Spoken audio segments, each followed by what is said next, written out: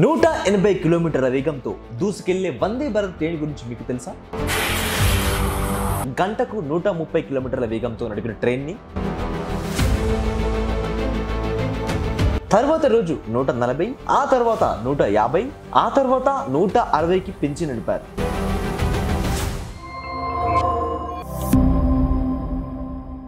Hello guys, welcome back to channel daily bets Telugu. 180 కిలోమీటర్ల వేగంతో దూసుకెళ్లే Vande Bharat train గురించి మీకు తెలుసా?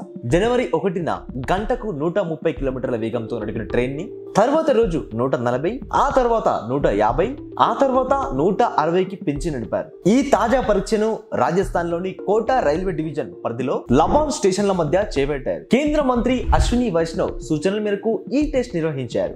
దీనికి సంబంధించిన వీడియోలను ఆయన షేర్ చేశారు.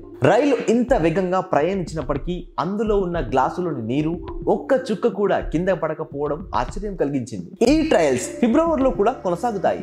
అదే లేటెస్ట్ గా వచ్చిన మన వందే భారత్ స్లీపర్ ట్రైన్స్ అనంతరం కొన్ని నెలల్లోనే వందే భారత్ స్లీపర్ ట్రైన్ పట్టలేకపోతున్నాయి. ఈ రైలులో మొత్తం 16 బోగీలు ఉంటాయి. అందులో 10 బోగీలు థర్డ్ ఏసీకి, 4 బోగీలు సెకండ్ ఏసీకి, 1 బోగీని ఫస్ట్ ఏసీకి కేటాయిస్తారు. లగేజ్ కోసం 2 బోగీలు ఉంటాయి. మీరు కూడా ఇలా లగ్జరియస్ ప్రయాణం చేయాలనుకుంటే మన వందే భారత్ ట్రైన్లో ప్రయాణించండి.